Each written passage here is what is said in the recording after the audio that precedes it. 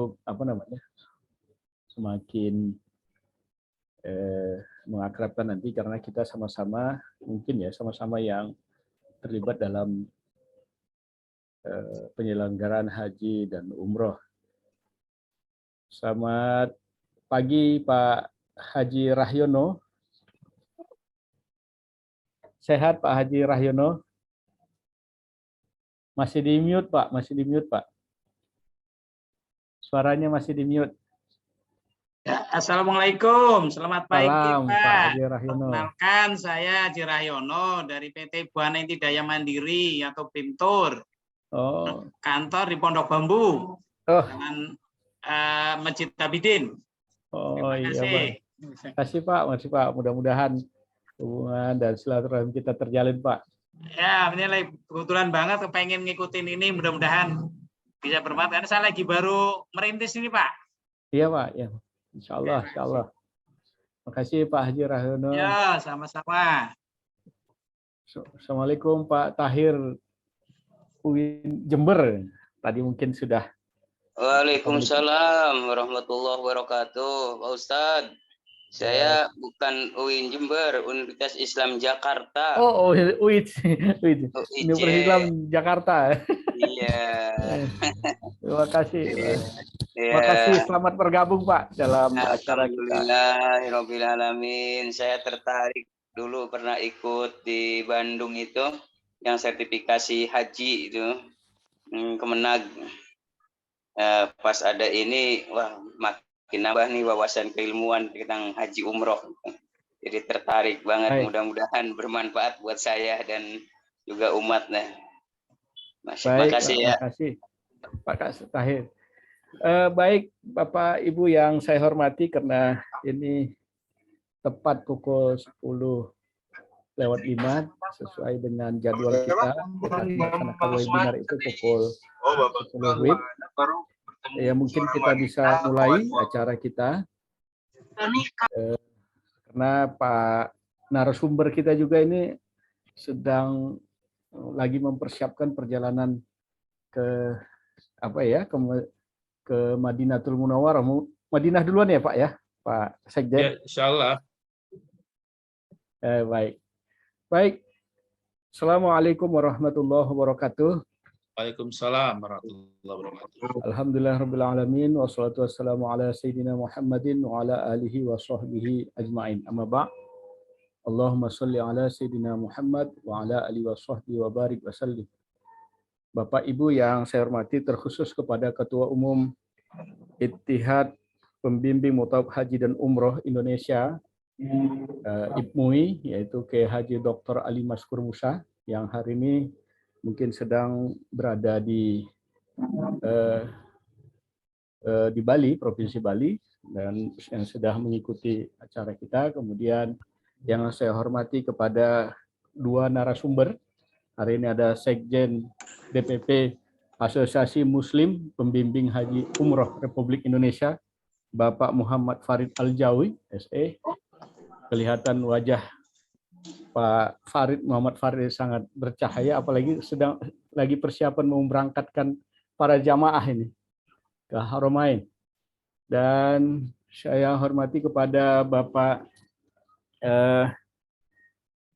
Haji Ahmad Fauzin, SAG MSI CH. Dari beliau adalah Kepala Biro Humas Kementerian Agama Republik Indonesia. Mungkin sudah berhadir ya. Dari titelnya saja kita tahu bahwa CAH itu certified, ya kan. Dari situ bahwa kelihatan bahwa memang ini sangat penting bagi kita. Ya, baik Bapak Ibu, sebelum kita akan mulai acara kita akan mulai dari pembukaan dari saya, dan sebelum kita masuk pada acara, kita mari menyanyikan lagu kebangsaan Republik Indonesia sebagai bukti bahwa kita adalah bagian atas kecintaan kita terhadap Republik Indonesia. Kami persilakan.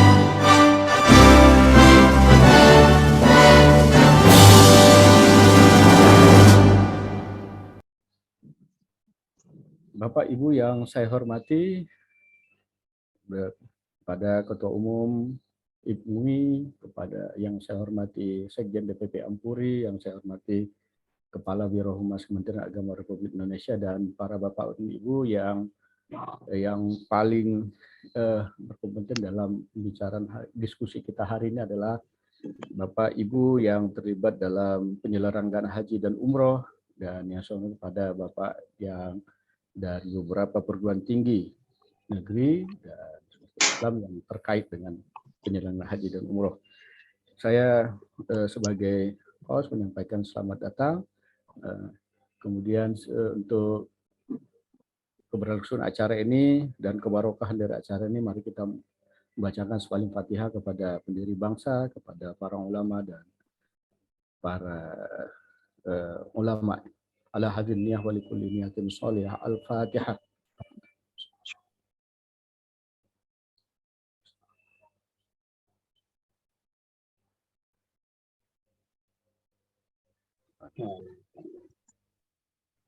Bapak Ibu yang saya hormati, kita akan langsung masuk pada acara kita. Sebelum kita langsung nanti mendengarkan pada narasumber, mari kita mohonkan kepada Ketua Umum IPMUI untuk menyampaikan sepatah kata dan sambutannya dalam webinar kita hari ini tentang meningkatkan quality assurance penyelenggaraan haji dan umroh melalui pelaksanaan sertifikasi berbasis BNSP bagi pembimbing haji dan umroh lingkungan PPIU dan PIHK. Kepada Ketua Umum IPMUI, Kiai Haji Dr. Ali Maskur Musa, kami persilahkan dengan segala hormat. Assalamualaikum warahmatullahi wabarakatuh. Bismillahirrahmanirrahim. Wassalatu wassalamu ala Rasulillah wa ala alihi wa sahbihi wa mawalah la khawla wa la quwata illa billah. A'udzu billahi minasyaitonir rajim. Bismillahirrahmanirrahim. Ya ayyuhalladzina amanu taqullaha wa kunu ma'as shadiqin. Amma ba'dah. Yang sama-sama kita hormati kedua narasumber yang sangat luar biasa. Yang pertama, akhin al-kiram, sahabat Mas Bapak Ahmad Fauzin. Beliau adalah humas dan yang menyangkut penyampaian informasi diseminasi program dari Kementerian Agama, Bapak Ahmad Fauzin CAH, Certified Advisor of Hajj atau pembimbing haji yang telah tersertifikasikan, dan beliau sudah mengikuti proses uji kompetensinya. Bahkan beliau juga sudah menjadi asesor kompetensi untuk menguji kita semua. Yang saya hormati akhin al-kiram, Mas Muhammad Farid Al-Jawi, ya, Sekjen dari DPP Ampuri. Selamat datang dan terima kasih atas perkenannya untuk bisa bergabung di dalam webinar ini, dan insya Allah kita akan kembangkan dalam program-program berikutnya. Patutlah pada awal kita menjalani ibadah melalui webinar pagi hari ini, kita bersyukur pada Allah. Alhamdulillahirabbil alamin ala kulli halin wa nikmatin, dan itu telah dianugerahkan kepada kita semua. Sholawat serta salam semoga tetap terlimpahkan kepada junjungan kita Nabi Agung, Nabi besar Muhammad Rasulullah Sallallahu Alaihi Wasallam, pada para keluarga, sahabat, dan tabi'in dan umatnya. Allahumma sholli ala sayyidina Muhammad wa ala alihi washabihi. Para peserta khususnya dari travel KPIH dan juga stake dan shareholder di penyelenggaraan haji dan umroh yang saya hormati, yang saya banggakan. Jadi IPMUI, slide mungkin bisa di sebagian slide. IPMUI itu adalah singkatan dari Ittihad Pembimbing Haji Umroh Indonesia. Jadi Bapak yang saya hormat, apakah perlu ada namanya Ittihad atau kesatuan? Awalnya kami akan menyebut himpunan, persatuan, ya, ikatan, tapi rupanya Kementerian Hukum dan HAM menyarankan nama-nama tersebut sudah banyak, karena itu disebut dengan Ittihad yang artinya sama, yaitu para pembimbing, pemandu, mutawif, haji dan umroh diikat dari satu yang dinamakan IPMUI. IPMUI, Bapak Ibu sekalian, awalnya adalah ide dari kita bersama antara kami dengan Kementerian Agama yang dibalut di dalam sebuah MOU.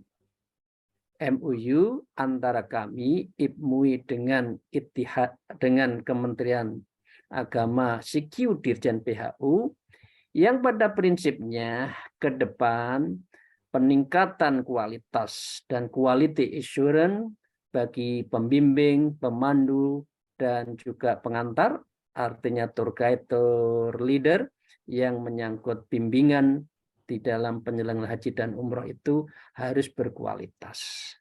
Karena itu tadi secara tidak langsung kita bersama Pak Sekjen Ampuri tadi mengatakan memang kualitas bimbingan aman dalam arti syar'i, kaifiyah, syarat, syurut, syarat, rukun, wajib, sah, ya, dan sebagainya itu harus terpenuhi kalau kita menjalani proses haji dan umroh. Karena ini bukan perjalanan biasa, tapi perjalanan ruhaniyah.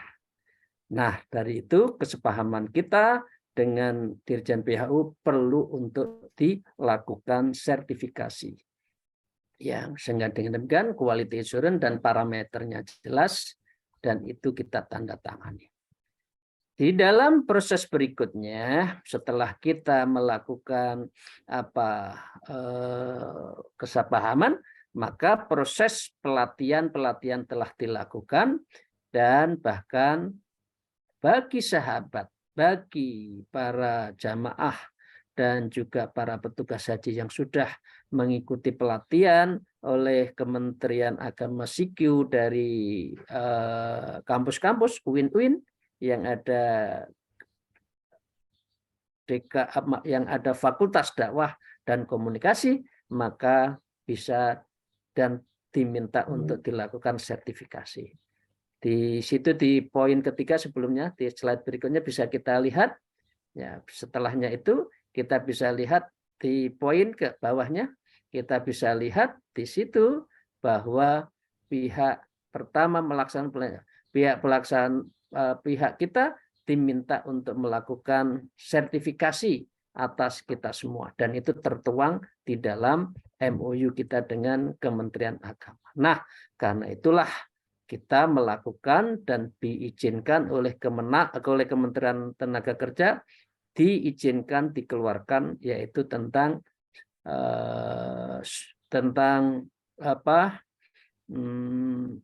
skema tentang SKK khusus kita. SKK khusus di slide nomor 6 kita bisa lihat bahwa SKK khusus telah diberikan kepada kita tertanggal 22 Juni 2021. Jadi ini masih baru, tapi ini kita harus lakukan. Nah, apa yang kita akan lakukan itu kira-kira ada 14 dari elemen.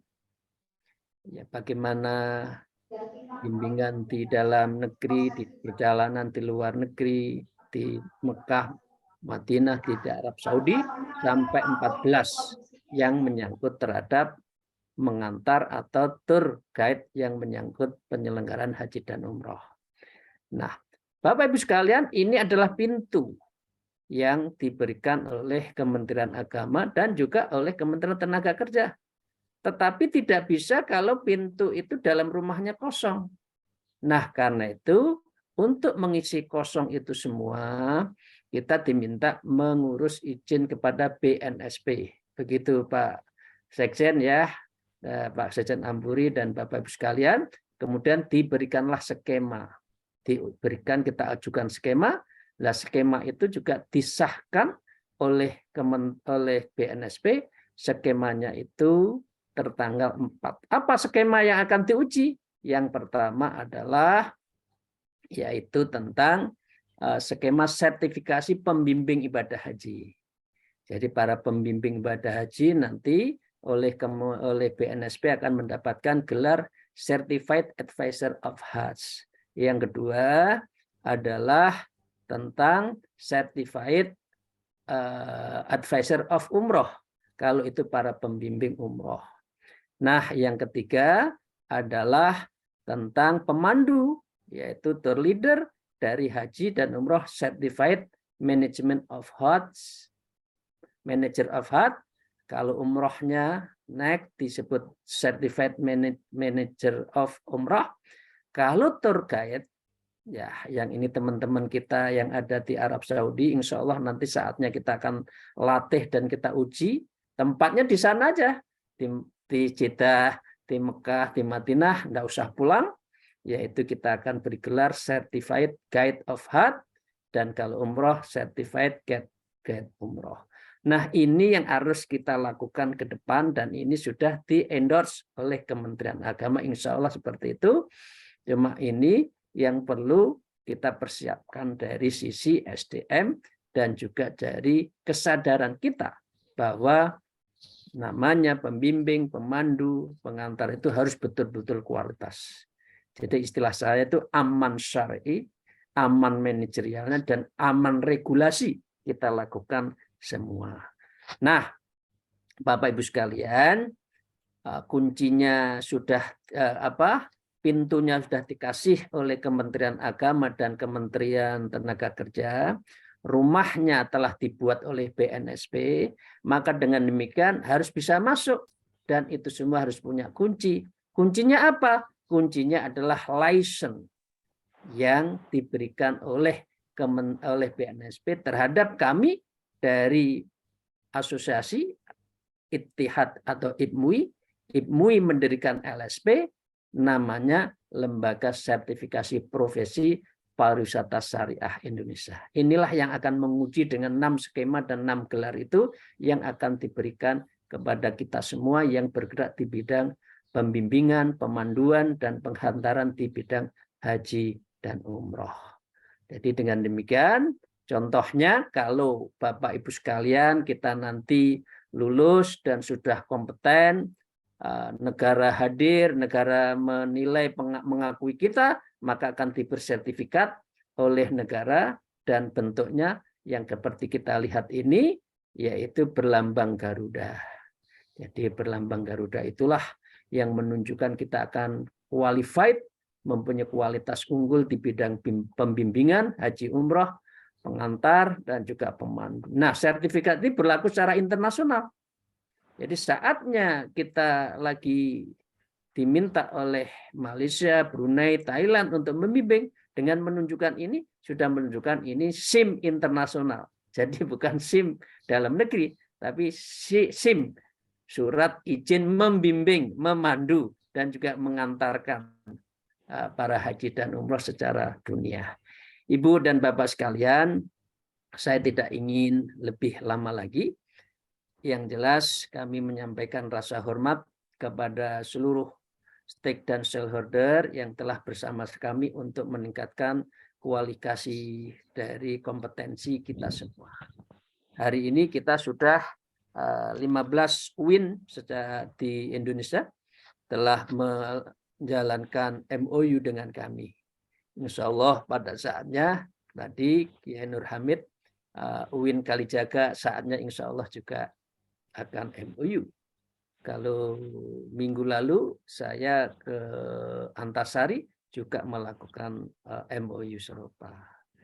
Demikian ya Bapak Ibu sekalian, selamat mengikuti, dan bagaimana kita menjalani proses haji, dibimbing dengan bagus, dipandu dengan bagus, di leadernya, ya tour leader, tour guide-nya juga sangat berkualitas. Insya Allah haji kita itu betul-betul mabrur, nikmat beribadah, dan nikmat menghadap Allah pada saatnya. Sekali lagi terima kasih kepada Akhinal Kiram Mas Muhammad Farid Al-Jawi, dan juga kepada yang terhormat Mas Ahmad Fauzin. Terima kasih atas rawuhnya di forum ini. Maka saya dengan izin Bapak Ibu sekalian, saya membuka acara ini, webinar ini, dan tentunya saya senang dan terima kasih kepada Dirut LSP, ya juga Kepala Pelaksana LSP. Dirutnya adalah Ibu Balia, pelaksanaannya adalah Pak Wardi, dan juga tentu keluarga besar IPMUI yang telah bersama-sama dengan kita semua. Demikian, terima kasih. Dengan membaca Bismillahirrahmanirrahim, webinar dengan ini saya nyatakan dibuka. Semoga mendapatkan rahmat dan maunah dan keberkahan dari Allah Subhanahu wa taala. Akhirul kalam, alfu minkum, wallahul muwafiq ila aqwamit thariq. Wassalamualaikum warahmatullahi wabarakatuh. Assalamualaikum warahmatullahi wabarakatuh. Terima kasih kepada Ketua Umum MUI, Kiai Haji Dr. Ali Maskur Musa, yang membuka acara webinar hari ini dan sekaligus layang pandang dan untuk MUI, ya kan, sebagai penghantar webinar kita hari ini. Selanjutnya kita akan masuki webinar kita. Dalam hemat waktu, kita sudah langsung dua narasumber yang sangat berkompeten dalam terkait materi kita hari ini, yaitu Bapak Haji Ahmad Fauzin, SAG MSI CAH. Singkat saya akan bacakan CV singkat dari beliau. Tempat tanggal lahir Brebes 22 Juli 1973. Beliau sekarang ini adalah Kepala Biro Humas Kementerian Agama Republik Indonesia, dan beliau sudah banyak menjalani jabatan dan aktivitas ya selama menjadi abdi negara, termasuk pernah menjadi Kepala Bagian Tata Usaha Fakultas dan Humaniora. Berarti Bapak Ahmad Fauzin ini bagian senior saya kalau di Usuluddin, dan mungkin senior anak saya juga karena anak saya sedang di Jogja ya. Kemudian ada Bapak Muhammad Farid Al-Jawi SE. Saya bacakan CV singkat dari beliau. Nama Muhammad Farid SE, tempat tanggal lahir 24 April 1978, lahir Jakarta, agama Islam, dan alamat sekarang Jalan Haji Mandor Salim nomor 9 RT 005 RW 002 Serengseng, Kebun Jeruk, Jakarta Barat. Beliau punya begitu banyak sudah ya aktivitas, apalagi terkhusus dalam bidang pelaksanaan penyelenggaraan haji dan umroh. Ya, yang pasti hari ini sangat layak untuk kita dengarkan nanti bagaimana pengalaman beliau dan harapan-harapan beliau nanti atau pandangan-pandangan beliau nanti bagaimana terkait penyelenggaraan haji umroh di Indonesia. Kepada Bapak Ibu yang saya hormati, Kepala KBIH atau Travel dan Perguruan Tinggi Universitas Islam Negeri, kita akan mendengarkan karena hari ini ada dua narasumber. Mungkin nanti saya mintakan langsung untuk mendahului Bapak Muhammad Farid Al-Jawi SE. Beliau hari ini Sekjen DPP Ampuri, karena hari ini beliau sedang mempersiapkan untuk keberangkatan jamaah untuk ke Mekah dan Madinah. Nanti setelah beliau nanti baru kita akan dengarkan dari Bapak Ahmad Fauzin yang bisa melihat, menggambarkan secara menyeluruh terkait penyelenggaraan haji dan umroh. Kepada Muhammad Farid Al-Jawi kami persilakan dengan segala hormat. Bismillahirrahmanirrahim. Assalamualaikum warahmatullahi wabarakatuh. Waalaikumsalam warahmatullahi wabarakatuh. Yang kami hormati dan kami banggakan para pembicara yang luar biasa yang siang pagi hari ini bisa bergabung dalam webinar dengan tema meningkatkan quality assurance penyelenggaraan haji dan umroh melalui sertifikasi berbasis BNSP bagi PPU dan PIHK. Yang kami hormati dan kami banggakan Dr. Haji Ali Mashkur Musa, yang kami hormati dan kami banggakan Bapak Ahmad Fauzin SAG, dan saudara host Bapak Fadli. Izinkan kami atas nama Ampuri menyampaikan terkait dengan sertifikasi pembimbing haji dan umroh di lingkungan PPU dan PHK. Tentunya kami akan menyampaikan selayang pandang tentang Ampuri. Boleh dibantu?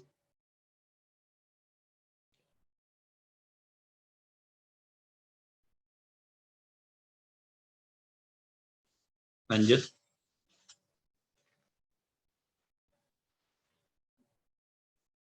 Ampuri adalah asosiasi muslim penyelenggara haji dan umroh Republik Indonesia.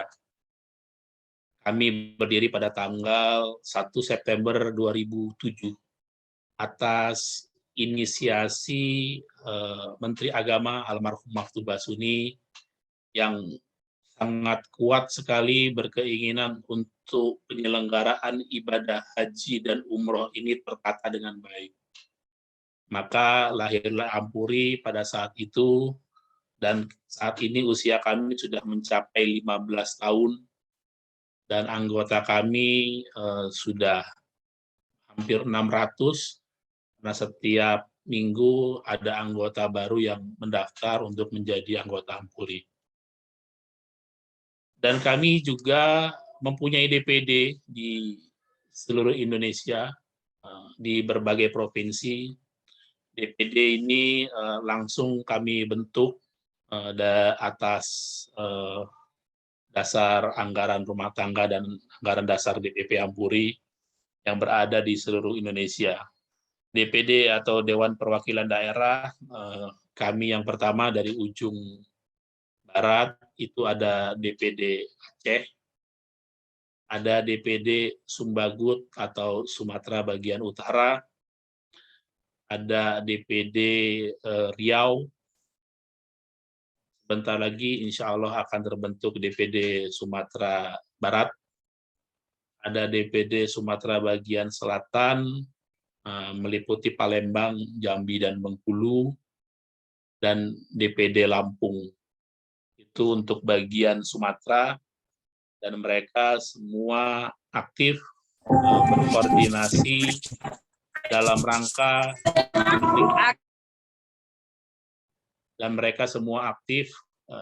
rangka meningkatkan pelayanan kepada PPU dan PIHK di wilayah masing-masing, dan tentu berkoordinasi dengan pemerintah yang setempat. Dalam hal ini adalah Kementerian Agama Republik Indonesia dan instansi terkait untuk penyelenggaraan haji dan umroh. Selanjutnya untuk di Jawa, kita ada DPD Banten, ada DKI Jakarta, ada Jawa Barat, Jawa Tengah, Daerah Istimewa Yogyakarta, Jawa Timur, Bali dan Nusra, lalu ada Sulampua atau Sulawesi, Maluku dan Papua, serta Kalimantan Timur dan Kalimantan Barat. Nah, DPD ini kami gerakkan untuk memberikan edukasi kepada masyarakat melalui PPU, melalui Kanwil, melalui kegiatan-kegiatan seperti ini. Tentunya mudah-mudahan dengan acara ini bisa lebih mengedukasi kepada masyarakat tentang pentingnya penyelenggaraan ibadah haji secara profesional. Lanjut. Nah, kita bisa melihat dari gambaran ini, ya, bahwasannya saat ini ya, Indonesia menyumbang umroh terbesar di dunia setelah Pakistan. Awalnya sebelum pandemi tahun 2019, nomor 1 adalah Pakistan. Tapi saat ini nomor 1 adalah Indonesia. Pandemi melanda pada tanggal 27 Februari 2020. Hal ini menyisakan banyak permasalahan. Menurut data yang kami terima, antrian berdasarkan Siskopatuh yang sudah mendaftar di travel-travel yang memiliki izin itu sekitar 50.000 jamaah. Jadi saat ditutup itu pendaftaran di bulan Februari, Maret, April, Mei sudah ada. Nah, itu jumlahnya sekitar 50.000. Namun pertama kali dibuka umroh pada tanggal 1 November 2020 atas instruksi Raja Saudi untuk bisa menerima kembali, kurang berjalan dengan baik. Tentu semua stakeholder haji dan umroh memahami dan juga ikut menyimak berita tentang dibukanya umroh tersebut. Bahkan banyak juga penyelenggara yang ikut memberangkatkan jamaahnya di masa pandemi antara tanggal 1 November 2020 hingga 13 Februari 2021. Dan ini pun menyisakan beberapa permasalahan yang tentunya kalau dikaji secara profesional, mengikuti ketentuan yang ada, ini tidak terjadi. Lanjut.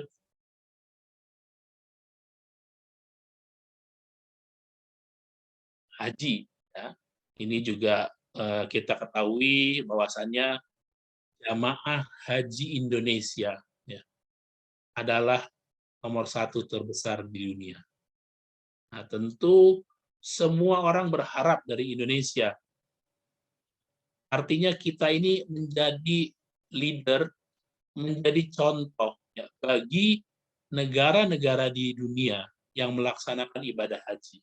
Patokannya adalah Indonesia. Nah, tentu saat ini kita mendapatkan kuota tidak begitu banyak, sekitar 105.000 kemarin. Itu juga dengan kondisi-kondisi khusus. Mudah-mudahan tahun ini kuotanya bisa 100%. Untuk melaksanakan haji, pemerintah Arab Saudi terus melakukan perbaikan-perbaikan, baik secara digital, secara profesional, dalam rangka melayani para jamaah umroh dan haji. Tentunya ini juga harus dibarengi dengan kualitas para pembimbing-pembimbing ibadah yang berangkat dari Indonesia. Melayaninya harus juga lebih baik, lebih profesional, berdasarkan ketentuan yang ada, yang kita sepakati bersama. Hingga jamaah pulang ke Indonesia ini mendapatkan sesuatu yang berharga, mendapatkan nilai-nilai yang dia dapat dari pembimbing-pembimbing yang berkualitas. Ini bisa dibentuk dengan baik, kita bisa kolaborasi dengan baik, tentunya tata kelola penyelenggaraan ibadah haji di Indonesia bisa berjalan dengan bagus. Lanjut. Nah, ini ada skema tentang jumlah jamaah haji di Indonesia selama 3 tahun terakhir. Ini juga dampak dari pandemi COVID. Memang pandemi COVID ini menghantam di seluruh dunia, termasuk kita sebagai penyelenggara ibadah haji dan umroh. Yang saat ini mungkin kita belum berjalan 1 tahun, masih terus tahap recovery. Mudah-mudahan tahun depan sudah bisa berjalan dengan baik dan didukung dengan tenaga yang profesional. Selanjutnya, kita lihat grafiknya tentang perkembangan PPIU dan PIHK. Begitu banyak saat ini travel yang memiliki izin umroh. Menurut catatan kami sekarang sudah lebih dari 1.760, bahkan sekarang sudah 1.828, hampir mencapai 2.000. Semuanya penyelenggara dari berbagai rapat, tadi saya sebutkan sama Pak Kiai Ali, bahwasannya penyelenggara haji umroh ini unik. Mereka kerja di Saudi lama, pulang ke Indonesia bikin travel jadi penyelenggara. Ada yang mantan jamaah karena kecewa pulang ke Indonesia bikin travel haji umroh. Ada yang penyelenggara travel sendiri, ya kan, karena sudah biasa menjalankan domestik dan internasional, dia bikin travel haji umroh. Ada yang karena kecewa dengan pelayanan travel haji umroh, dia bikin travel haji umroh. Ada pejabat yang memang juga ingin berkontribusi secara kebijakan, bikin travel haji umroh. Sehingga travel haji umroh bagaikan jamur yang berkembang di musim penghujan. Ya. Namun gimana masyarakat ini bisa memilah-milah ya travel haji umroh yang 1828, semua menjanjikan ya penyelenggaraan yang baik, semua menjanjikan penyelenggaraan yang profesional, semua menjanjikan dengan harga murah, padahal harga di Saudi sudah naik. Tentunya ya kita harus bisa melihat mana penyelenggara yang berkualitas, mana yang tidak. Penyelenggara yang berkualitas dan yang tidak adalah penyelenggara yang memenuhi standar kompetensi yang ditentukan oleh pemerintah. Baik pemerintah yang ada di Indonesia maupun ada di Saudi. Tentunya kita bisa lihat rekodnya bersama ya, yang nanti itu akan terseleksi oleh Allah. Saya pernah memberikan gambaran tentang penyelenggara ibadah haji. Dulu perbankan begitu gampang orang buka perbankan di tahun 1990. Dengan 500 juta orang bisa bikin bank. Sehingga banyak orang bikin bank dengan dana 500 juta, namun uang yang masuk ke bank tersebut dananya lebih dari 500 juta. Sehingga dari total aset sama uang yang diterima itu lebih banyak. Ini terjadi sebenarnya di penyelenggara ibadah haji dan umroh. Tentunya ya penyelenggara ibadah haji dan umroh ini menerima uang lebih banyak ya dari nilai asetnya travel itu sendiri. Jika ini tidak dikelola secara baik, tidak dikelola secara ketentuan, ya tidak diatur oleh undang-undang, tidak diatur oleh BNSP, ya kan, juga penyandang bersertifikasi, ini akan menjadi masalah. Mutawif ya asal mutawif saja. Penting bisa bahasa Arab tapi tidak punya attitude. Ada yang punya attitude tapi tidak bisa bahasa Arab, ya kan. Nah, ini perlu ya apa namanya bekerja sama semua stakeholder agar tata kelola penyelenggaraan ibadah haji dan umroh ini berjalan dengan baik. Lanjut. Ragam haji di Indonesia ya. Dia haji kuota reguler, itu sudah sama-sama tahu, ya berjumlah sekitar 211.000, itu 1% dari jumlah penduduk Islam, ya dibagi dengan haji khusus yang alokasinya 8% berdasarkan Undang-Undang Nomor 8 Tahun 2019. Selanjutnya adalah visa mujamalah atau furoda yang tentu teman-teman sudah lebih paham mengenai hal ini. Ini juga saat ini pemerintah sedang mengadakan amandemen tentang Undang-Undang Nomor 8 Tahun 2019 tentang permasalahan haji yang tidak berangkat. Ini menjadi PR kita bersama, tentunya harus ditangani secara amanah dan profesional. Lanjut. Undang-Undang Nomor 8 Tahun 2019 ya tentang penyelenggaraan ibadah haji umroh. Lanjut, penyelenggaraan ibadah haji khusus atau PIHK. Lanjut. Pasal 6, jamaah berhak mendapatkan bimbingan manasik haji dan materi lainnya di tanah air dalam perjalanan dan di Arab Saudi. Peran pembimbing bersertifikasi ada di sini.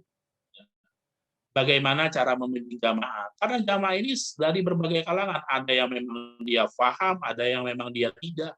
Ada yang memang baru sekali berangkat, ada yang sudah sering berangkat. Nah, tentunya pembimbing yang bersertifikasi mempunyai nilai ya di sini, mempunyai value dalam rangka membimbing. Di pasal 62, PIHK berhak mendapatkan kuota untuk penanggung jawab PIHK, petugas kesehatan dan pembimbing ibadah haji khusus. Nah, ini juga ya jika tahun ini kita sudah mendapatkan kuota dari pemerintah ya, yang masuk ke dalam PIHK-nya masing-masing, maka kuota penanggung jawab, kuota petugas, kuota pembimbing haji khusus itu juga harus memenuhi sertifikasi. Nah, sertifikasi ini yang nanti kita ambil melalui lembaga-lembaga LSP yang ditunjuk oleh pemerintah yang tentunya mendapatkan izin. Pasal 63, lanjut. PIHK wajib memberangkatkan penanggung jawab PIHK, petugas kesehatan, dan pembimbing ibadah haji khusus sesuai dengan ketentuan pelayanan ibadah haji khusus. Nah, ketentuan pelayanan haji khusus yang dimaksud adalah ya, tentang syarat-syarat yang diwajibkan oleh pemerintah sebagai penyelenggara, sebagai pembimbing. Ya, tentunya salah satunya yang bersertifikasi. Di pasal 71, PIHK wajib memurahkan 1 orang penanggung jawab PIHK, 1 orang petugas kesehatan, 1 orang pembimbing ibadah haji khusus, paling sedikit 45. Ya, jadi kalau 45 orang, ya menurut ketentuan ini ada 1 penanggung jawab PIHK, mungkin ownernya, ya kan, 1 orang petugas kesehatan. Nah, petugas kesehatan ini juga dokter yang bersertifikasi, bukan sekedar dokter yang bisa mengobati. Celakanya di travel haji umroh ini ya paham, ngerti, ya tapi tidak punya sertifikat. Nah, ini sama saja seperti dokter, paham, ngerti, ya tapi tidak punya sertifikat dokter, dia tidak diakui, sehingga nanti kalau ada kesalahan prosedur, ada masalah, ini menjadi tanggung jawab siapa? Pemerintah mengatur dengan sedemikian rupa agar ketentuan-ketentuan penyelenggaraan ini ya ada sanksinya, ada reward-nya. Tidak nanti ada masalah, ini tanggung jawab siapa? Kalau pembimbing aja nggak paham. Nah, makanya pemerintah ini mengatur dalam hal ini. Selanjutnya ya tentang PPU atau penyelenggara perjalanan ibadah umroh. Lanjut.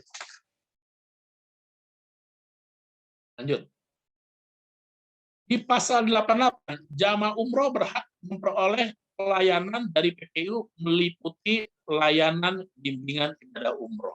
Nah, masuknya mungkin di sini kategori seorang pembimbing ibadah umroh seperti apa?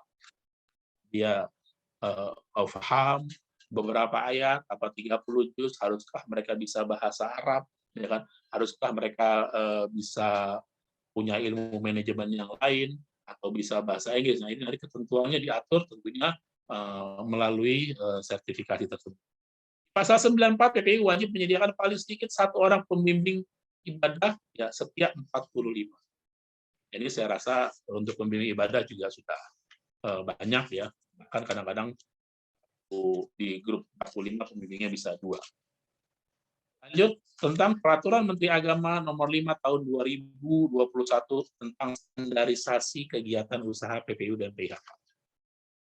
Memang kita akui bahwa ya, standarisasi tentang pelayanan travel haji umroh ini masih rendah.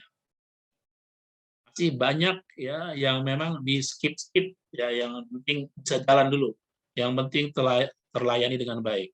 Perlu diketahui ya, kita melihat bahwasannya kepuasan jamaah saat ini baru sekedar dinilai dari pelayanan tentang fasilitas, bukan layanan tentang bimbingan ibadah.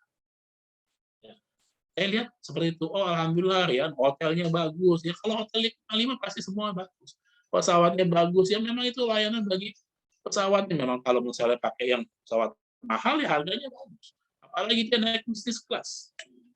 Tapi layanan ibadah yang menyentuh jamaah sendiri itu yang memang perlu dibangun. Maka di lampirannya poin 7 struktur organisasi dan sumber daya manusia atau SDM. Memiliki struktur organisasi paling sedikit 3 orang yang mempunyai kompetensi tour leader, tour guide, dan pembimbing ibadah. Ini standarisasi PPIU. Ya. PPI itu harus memiliki tour leader. Tour leadernya mana? Oh ini pengalamannya apa? Ya. Tour guide-nya mana? Pembimbing ibadahnya mana? Ya. Oh dia sudah bersertifikasi. Ya kan? Nah, ini yang memang pemerintah inginkan, yang asosiasi mengedukasi kepada anggota yang menjadikan persyaratan. Walaupun pengalamannya sudah banyak, ya tentunya pengalaman ini juga harus dicek lagi, ya, dicek lagi. Memang ini menjadi satu fenomena, nanti kita cerita di akhir. Lanjut. Pelayanan pelaksanaan bimbingan ibadah umroh. Bimbingan jamaah umroh dilaksanakan sebelum keberangkatan perjalanan dan di Arab Saudi. Tentu sudah sama-sama diketahui, ya kan. Selanjutnya, bimbing jamaah umroh diberikan paling sedikit 1 kali pertemuan dalam bentuk teori dan praktek materi manasik kesehatan dan perjalanan umroh. Nah, kita melihat bahwasannya teman-teman penyelenggara, alhamdulillah kadang-kadang bimbingan ibadahnya lebih. Ada yang 2, 3, 5, ya, bahkan sampai 5 kali bimbingan ibadah dalam penyelenggaraan umroh. Nah, ini juga luar biasa, ya, kita menyaksikan bahwa ya paling sering bolak-balik masuk ke Masjidil Haram adalah jamaah Indonesia karena bimbingannya yang luar biasa. Selanjutnya, materi bimbingan manasik berpedoman kepada buku bimbingan manasik yang diterbitkan oleh Kementerian Agama. Tentunya kita paham, ya, Bapak kita adalah Kementerian Agama Republik Indonesia yang mengeluarkan buku pedoman yang nanti kita harus ikuti. Selanjutnya, penyelenggara ibadah haji khusus dan penyelenggaraan bimbingan haji khusus. Nah, ini juga penting. Gimana caranya, ya, kita punya peran setelah orang pergi haji, zero komplain. Ya. Orang pergi haji merasa puas, orang pergi haji, hajinya mabrur. Ya. Nah, ini juga diatur. Ya. Bimbingan diberikan dalam bentuk bimbingan manasik ibadah haji, kesehatan, dan bimbingan perjalanan. Selanjutnya, bimbingan manasik ibadah haji diberikan di tanah air, perjalanan, dan di Arab Saudi. Materi bimbingan ibadah haji paling sedikit meliputi fikih haji dan umroh, kebijakan pemerintah dalam penyelenggaraan ibadah haji. Nah, ini dia, kebijakan pemerintah dalam penyelenggaraan ibadah haji. Tentunya ya harus juga mengikuti ketentuan-ketentuan yang ada, seperti perusahaan yang berizin ya resmi. Hikmah haji dan hak dan kewajiban haji. Bimbingan manasik haji ya harus berpedoman pada buku bimbingan yang diberikan oleh kementerian.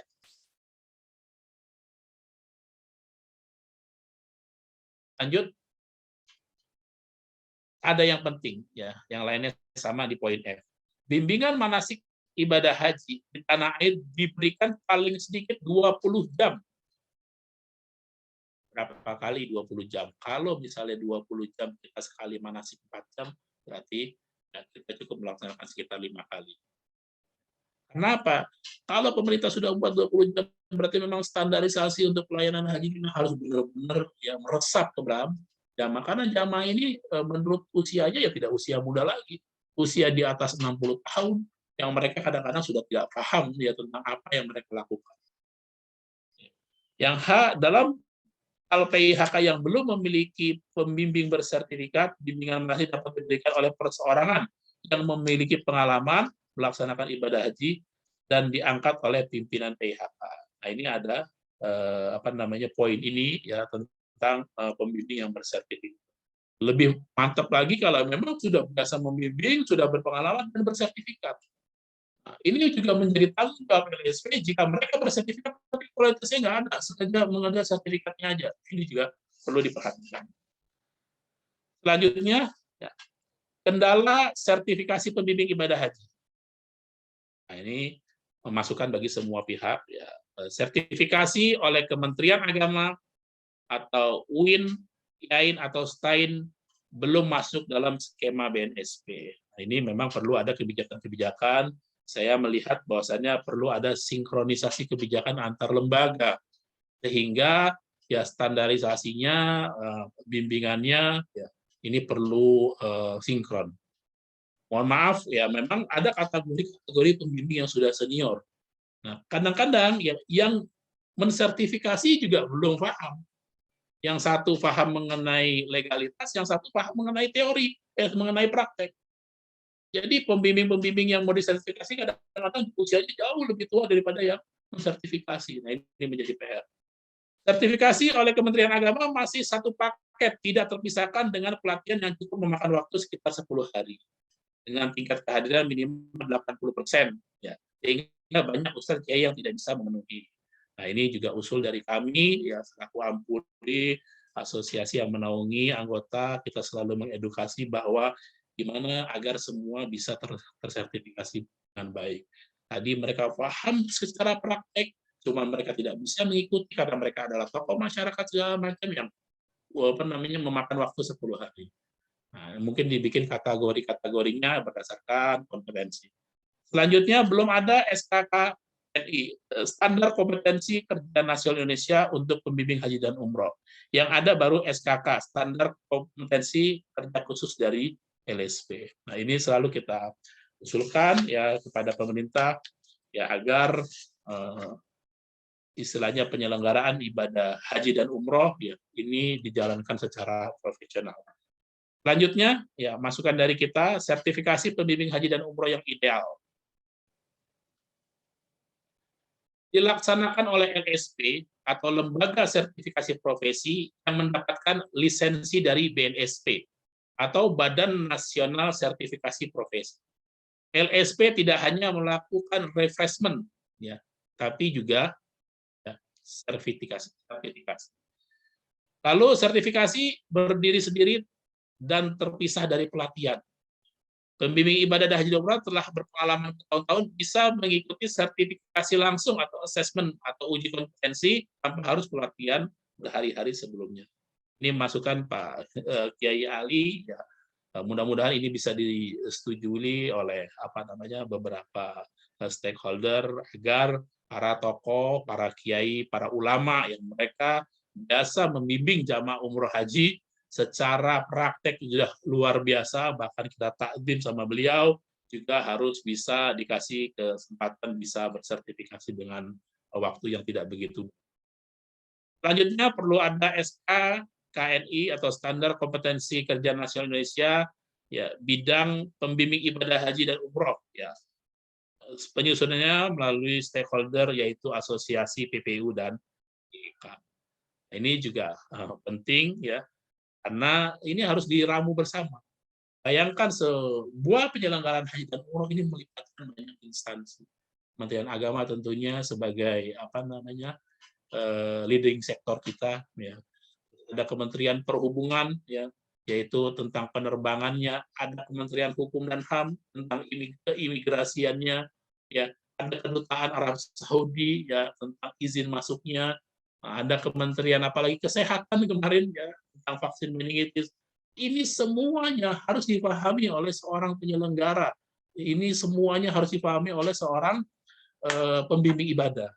Nah, ini tentunya ya sinkronisasi kebijakan ini juga memang harus kita usulkan bersama-sama sehingga ya kita membawa para jamaah Arab Saudi ya jamaahnya juga bisa nyaman, ibadahnya bisa tenang, doanya bisa diijabah dan tata kelolanya bisa lebih baik. Tidak ada lagi permasalahan-permasalahan yang mengakibatkan kerugian bagi masyarakat.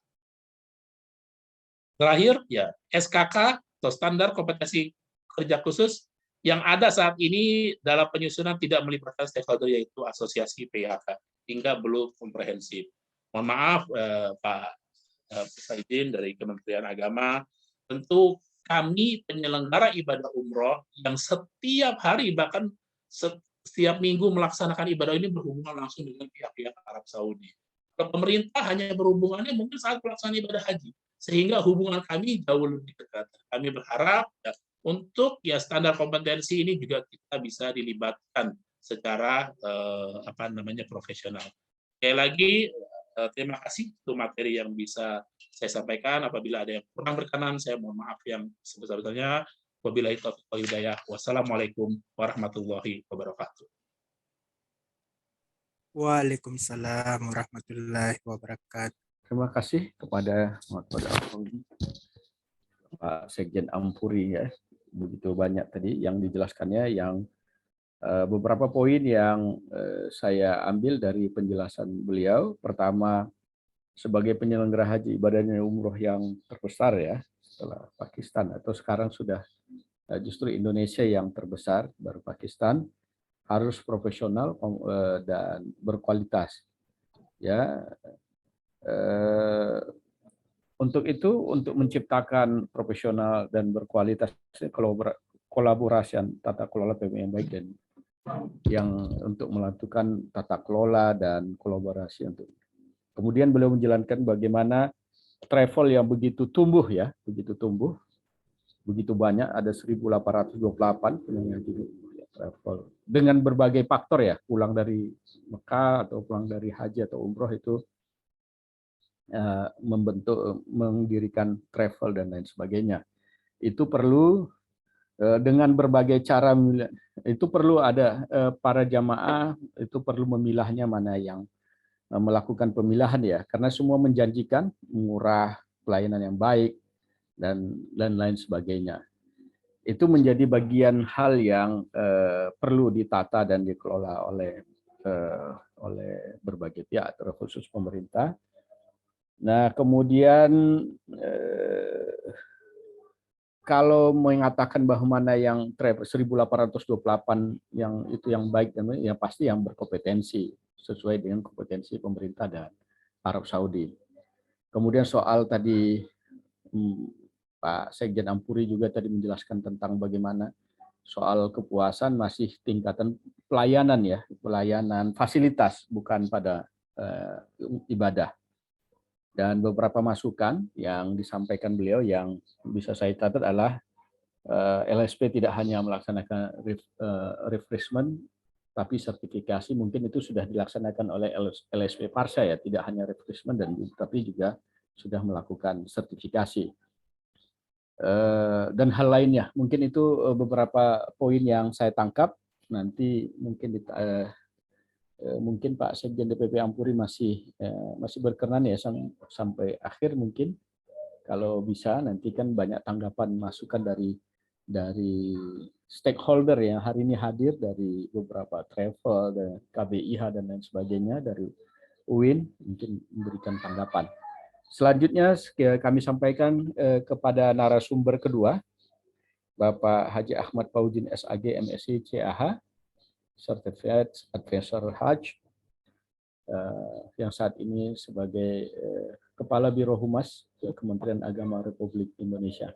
Kepada Bapak Haji Ahmad Fauzin, kami persilakan dengan segala hormat. Oke, terima kasih. Assalamualaikum warahmatullahi wabarakatuh. Waalaikumsalam warahmatullahi wabarakatuh. Khususon yang saya hormati Pak Kiai Ali Maskur Musa, ini ada cerita khusus Mas Fadli saya dengan beliau. Jadi sebelum saya ikut pelatihan sertifikasi haji, itu saya kebetulan sekretaris IPMUI Jawa Tengah. Waktu itu yang berangkat itu ketua, dan di limit akhir waktu itu sudah hampir tidak ikut. Tapi beliau yang memberikan, ditunggu saja dulu, sabar. Ternyata beliau memang luar biasa, memiliki feeling yang luar biasa, dan terima kasih sehingga saya bisa bersama dengan sahabat-sahabat yang ada di IPMUI. Cerita ini Bu Direktur LSP Parsa, Bu Balia itu sangat tahu persis, nanti mungkin bisa menanyakan ke beliau. Pertama, kita bersyukur, alhamdulillah sehat walafiat. Yang kedua, sholawat dan salam kita curahkan kepada Rasulullah Muhammad SAW. Yang ketiga, salam hormat saya juga kepada Ampuri dan kepada teman-teman yang ada di LSP Parsa, pengurusnya semua, dan seluruh peserta Zoom-nya yang dirahmati oleh Allah SWT. Sebelum saya menyampaikan untuk materinya, saya kira Bapak Ibu sudah bisa ikut membaca di Undang-Undang Nomor 8 Tahun 2019 ya, jadi hampir tidak jauh berbeda dengan yang disampaikan oleh Pak Sekretaris DPP Ampuri. Jadi sebelum itu di Kementerian Agama, pertama kami informasikan bahwa 25 November kemarin Menteri Agama melaunching Pusaka Super App. Pusaka Super App itu adalah layanan kepada seluruh masyarakat dengan mendekatkan dengan basis informasi teknologi, dengan basis Play Store atau dengan basis iOS kalau untuk Apple, kalau device-nya Apple. Jadi Bapak Ibu bisa mendownload itu. Di situ ada layanan pendaftaran haji, kemudian pendaftaran nikah, pendaftaran halal, sertifikasi halal. Jadi 3 layanan publik yang untuk di jangka pendek atau milestone di jangka pendek ini di Pusaka Super App itu dipuskan atau didorong supaya masyarakat bisa mendapatkan layanan itu. Sebelum ke ke materi berikutnya, saya izin mohon untuk sejenak melihat tutorial Super App yang sudah dikembangkan oleh Kementerian Agama.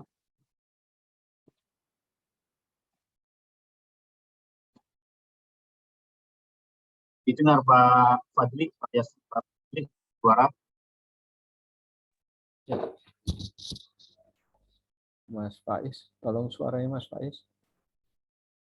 Bisa nggak Mas? Ini video saya.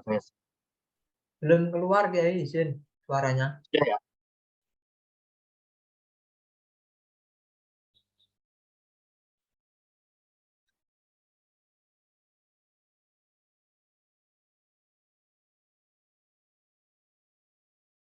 Mas Irgi, mohon dibantu suaranya. Belum keluar ya suaranya ya? Belum, Mas.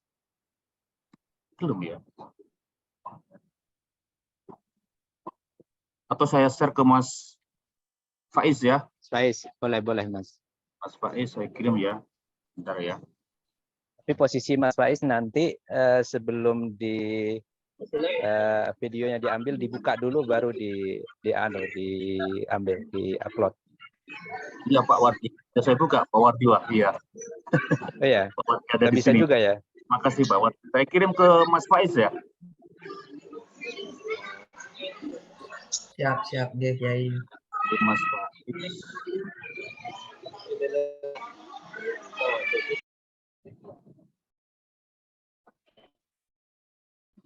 Iya, sambil menunggu ini sudah saya kirim ke Mas Faiz. Nanti Mas Faiz bisa mendownloadnya, sudah saya kirim ke WhatsApp. Jadi Bapak Ibu, bahwa Super App itu dibangun sebagai cita-cita Menteri Agama sejak beliau dilantik sebagai Menteri Agama. Beliau menyampaikan bahwa ada program strategis yang dikembangkan oleh Menteri Agama berupa transformasi digital. Jadi nanti Bapak Ibu cukup dengan gadget yang dipegang bisa langsung mendaftar haji lewat gadget yang kita miliki atau device yang kita miliki. Itu yang pertama. Yang kedua, Bapak Ibu, bahwa dalam Undang-Undang Nomor 8 Tahun 2019 ada 3 hal yang perlu dilakukan oleh semua elemen masyarakat. Yang pertama, dalam konteks ini pemerintah bertugas memberikan pelayanan, kemudian pelindungan, dan yang ketiga adalah pembinaan. Betul tadi yang disampaikan oleh Pak Sekretaris DPP Ampuri bahwa salah satu tugas kita tidak sekedar memberikan kesempurnaan layanan ya. Memang indeks kepuasan haji layanan di tahun 2019 kemarin indeks kepuasannya meningkat ya atau lebih tinggi dibanding kepuasan haji yang kemarin. Salah satu utamanya adalah layanan yang dilakukan oleh para petugas haji khususnya di haji reguler itu. Mereka para petugas sudah dibekali bagaimana yang tadi disampaikan betul-betul ada konsep muatan SKK ya, SKKKK ya. Jadi kompetensinya betul-betul ada kompetensi khusus dan kompetensi kerja gitu. Jadi SKKNI dan SKKKK itu. Dan ini sudah juga dilakukan pengembangan oleh LSP Parasta Syariah ini, termasuk dari Pak Kiai Ali Maskur Musa yang getol untuk memperjuangkan supaya pelayanan kepada jemaah haji itu tidak sekedar di infrastruktur layanannya, tapi juga di dalam ibadah atau ibadah hajinya gitu. Karena ternyata ibadah haji itu yang paling utama adalah syarat rukun, wajib, sunnah dan segalanya itu yang harus dipedomani oleh masyarakat. Dan disitulah ada unsur pembinaan. Pembinaan sejak orang itu kemudian mendaftarkan dengan uang 25 juta, dia secara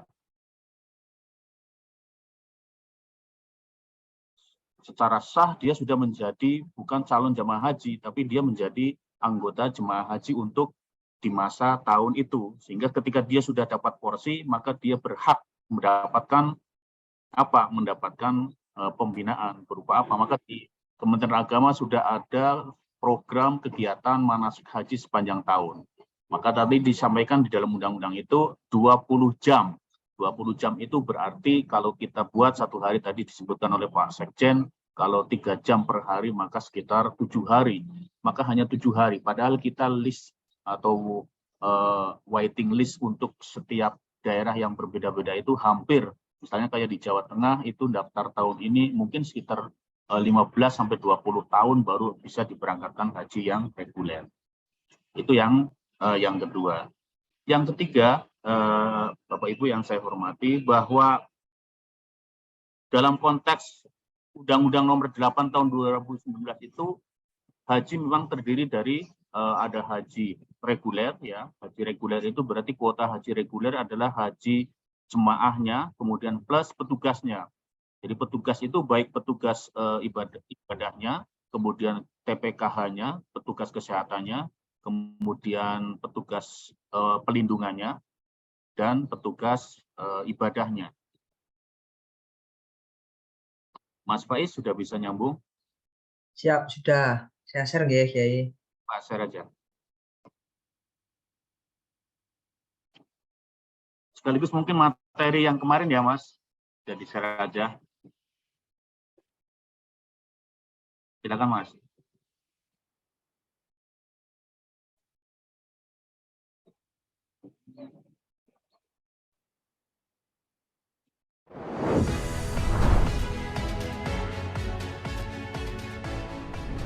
Beragam layanan dan info keagamaan kini berada di genggaman tangan Pusaka Super Apps. Akses fitur-fitur yang memudahkan layanan keagamaan dalam satu aplikasi terintegrasi untuk kehidupan beragama yang lebih baik lagi.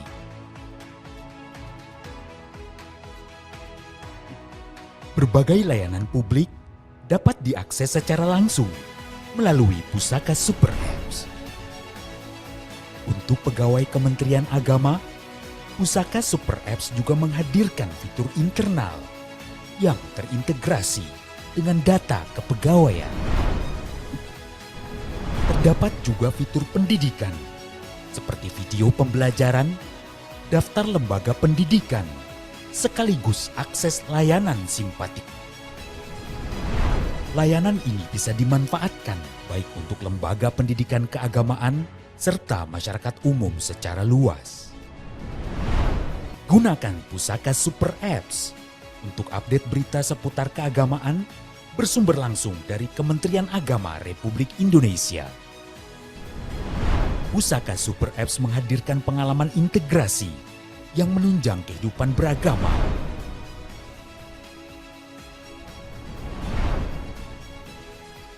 Sudah tersedia di Play Store dan di App Store. Download sekarang. Ya, itu adalah publikasi atau sosialisasi bahwa Kementerian Agama sudah meluncurkan Pusaka Super App sebagai bentuk layanan kepada masyarakat untuk mendekatkan kepada masyarakat. Ini bagian penting di situ karena ada termasuk di dalamnya adalah pelayanan ibadah haji. Jadi masyarakat bisa melihat porsi setahun berapa dia berangkat sampai ditinjau di situ. Jadi dalam konteks Undang-Undang Nomor 8 2019 di situ ada pelayanan haji itu dalam bentuk haji reguler dan haji khusus, ya, ibadah haji khusus. Nah, jadi ini adalah Undang-Undang Nomor 8 Tahun 2019 tentang penyelenggaraan ibadah haji. Jadi pasal 8 ayat 3 ada haji reguler dan haji khusus. Haji reguler itu berarti ketika berbicara kuota haji, insya Allah di tahun 2023 nanti mudah-mudahan dengan kondisi suasana pandemi yang sudah tidak ada lagi dan akan kembali ke kuota normal, sehingga kita insya Allah di tahun 2023 itu bisa 220.000 jemaah haji Indonesia. Kalau sudah 220.000, maka kalau haji khusus 8%-nya, maka itu akan yang dikelola oleh PIHK. Haji reguler, kuota haji reguler berarti di situ terdapat petugas juga masuk di situ, kemudian jemaahnya dan semuanya itu masuk haji reguler, dan 8% juga begitu. Haji khusus, kemudian di dalamnya ada petugas-petugas yang lain, sebagaimana undang-undang yang sudah disebutkan.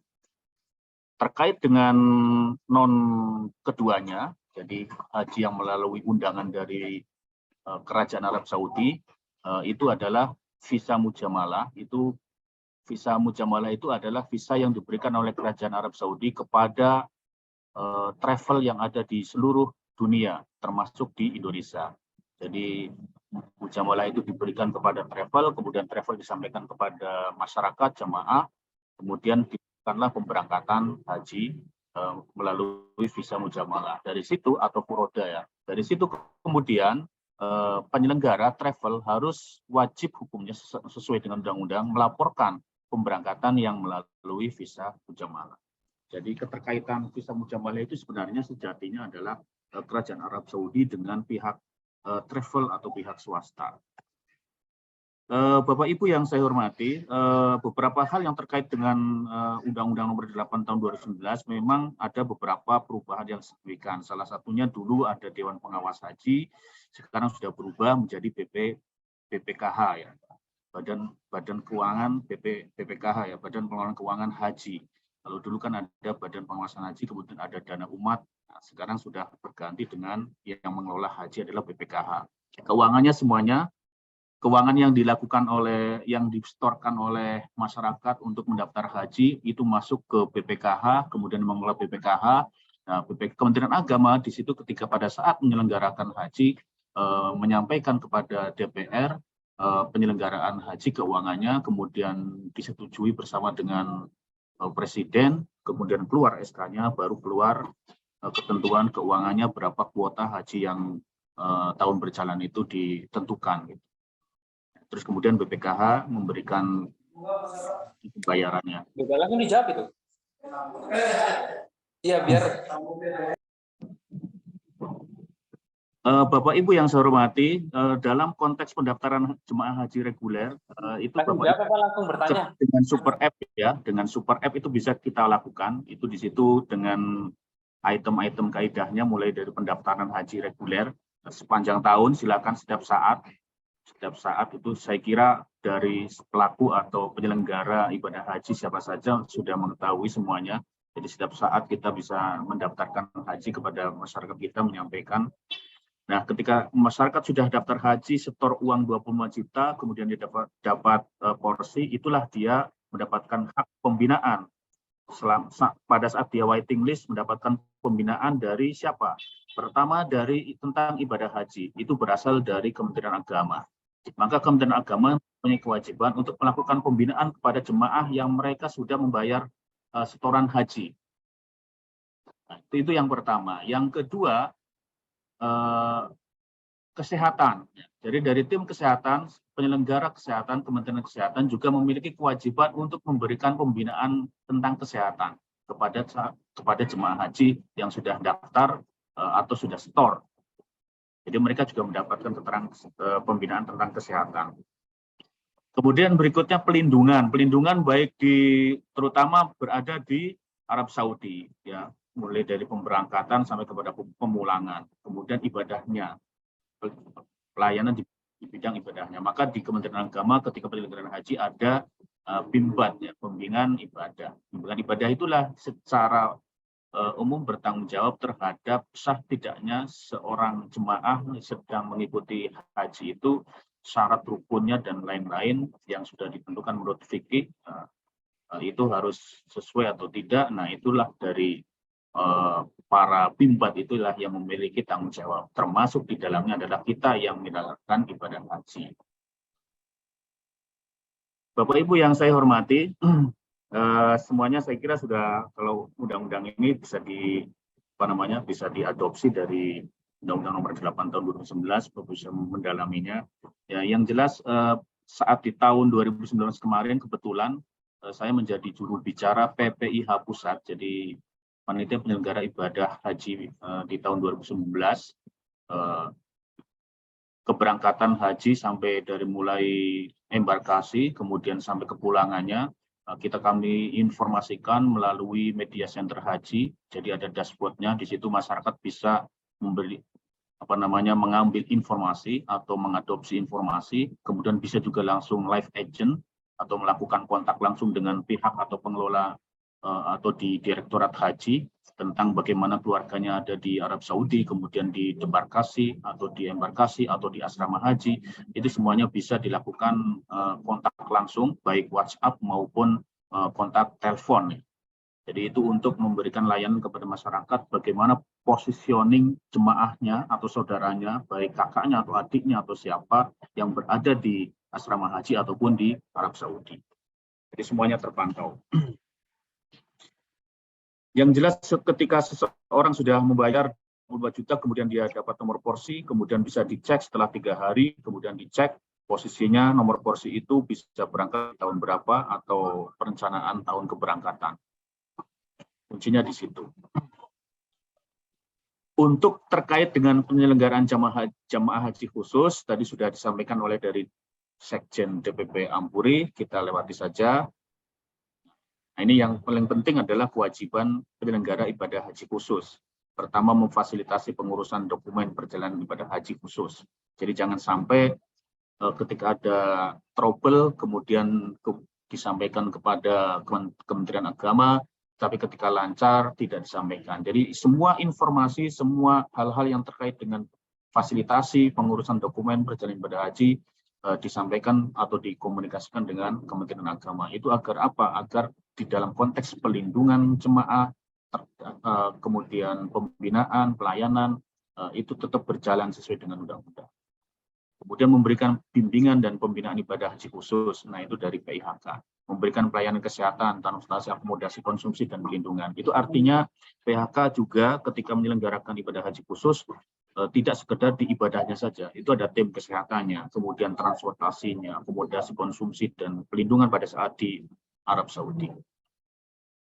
Kemudian memberangkatkan, melayani, dan memulangkan jemaah haji khusus sesuai dengan perjanjian. Jadi beberapa waktu kemarin di tahun 2019 ada sekitar beberapa penyelenggara ibadah haji khusus yang ternyata mereka memberangkatkan sampai di bandara, ternyata visanya adalah bukan visa haji. Maka akhirnya ditahan di bandara, kemudian akhirnya kalau pada saat itu kita lakukan komunikasi, negosiasi, ternyata ketentuannya sudah seperti itu, mereka akhirnya kembali ke Indonesia. Dan ini kan kasihan kalau mereka sudah berangkat, sudah datang, apalagi sudah sampai di Bandara Arab Saudi, ya. Kemudian mereka ternyata ditahan dan kembali ke Indonesia. Ini kan kita jangan sampai terjadi seperti itu. Dan seterusnya ini Bapak Ibu, ya, saya kira nanti bisa di-share saja. Terkait dengan itu semuanya, Bapak Ibu, pembinaan jemaah haji itu yang paling penting. Jadi karena sepanjang tahun kita dengan Kementerian Agama menyampaikan video-video tentang terkait dengan ibadah haji, kemudian manasik haji, doa-doa haji, dan seterusnya. Kita produksi baik berupa paper, kemudian hard cover, kemudian baik yang soft file, ya, yang disampaikan melalui media-media sosial, baik IG ataupun Facebook atau pet atau WhatsApp, ya, itu kita lakukan juga ke media-media, kemudian khusus melalui web Kementerian Agama. Jadi Bapak Ibu jangan sampai mengambil informasi atau mengadopsi informasi-informasi tentang haji selain dari sumbernya, gitu. Harus asli dari sumbernya yang benar. Ini saja yang dapat saya sampaikan, Mas Farid. Semoga bisa menjadi roasting, menjadi pemicu untuk Bapak Ibu semuanya kita berdiskusi. Terima kasih atas perhatiannya. Mohon maaf atas segala kekurangannya. Wallahul muwaffiq ila aqwamit thoriq. Assalamualaikum warahmatullahi wabarakatuh. Waalaikumsalam warahmatullahi wabarakatuh. Terima kasih Pak Ahmad Fauzin yang telah Mas Fadli. Iya, terima kasih Pak Ahmad Fauzin. Telah menjelaskan apa yang begitu banyak yang sudah dilakukan Kementerian Agama bagaimana untuk memberikan pelayanan dan mendekatkan para jamaah sehingga sangat dimudahkan. Tadi sudah ada Super F ini, ya, beberapa aplikasi yang mungkin jamaah sudah ada di genggamannya, sudah bisa mengakses dan lain sebagainya. Itu tadi dua pembicara kita dari Sekjen DPP Ampuri dan dari Kementerian Agama yang langsung disampaikan Pak Ahmad Fauzin sebagai Karohumas ini memang jubirnya Kementerian Agama menyampaikan terkait program-program Kementerian Agama terkhusus bidang urusan haji dan umroh. Baik Bapak Ibu yang saya hormati, mungkin tadi kita sudah diberikan gambaran untuk bisa menjadikan masukan dan mungkin ada hal-hal yang masih yang bisa kita elaborasi, kita diskusikan. Mungkin saya beri kesempatan kepada Bapak Ibu untuk memberikan tanggapan atau memberikan masukan atau memberikan pertanyaan kepada dua narasumber kita hari ini. Dengan itu saya berikan dengan segala hormat kepada.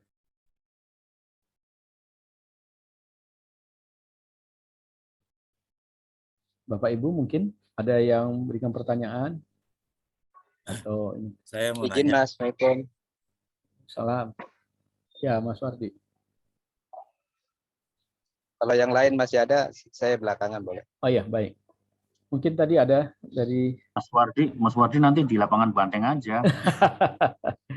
Saya mau nanya. ya, silakan. Bismillahirrahmanirrahim. Assalamualaikum warahmatullahi wabarakatuh. Suara saya masuk nggak ya? Masuk. Yang pertama untuk Pak Yai ya, Pak Yai Ali Maskud Musa. Oh ya. Saya Alfi dari Indah Wisata, alumni sertifikasi PIHK Kemenag tahun 2016 waktu itu di Bandung bekerja sama dengan UIN Gunung Jati kalau tidak salah. Yang mau saya tanyakan, saya tergabung dalam satu ikatan juga, cuma bukan apa namanya IPMHU ya? Iya. Apakah memang berbeda gitu atau memang ada beberapa ikatan pembimbing bersertifikat? Nah, yang kalau misalnya yang diakui oleh Kemenag itu yang dipimpin oleh Pak Yai, mungkin saya bisa migrasi ke perkumpulan beliau gitu. Itu yang pertama. Yang kedua, untuk sertifikasi yang PIHK Kemenag dengan UIN Bandung ini baru sertifikasi lokal ya Pak, belum berstandar BNSP. Atau kalau mau ditingkatkan bagaimana caranya gitu. Yang untuk narasumber kedua mungkin bisa ke Pak Ahmad Faizin atau bisa ke DPP Ampuri.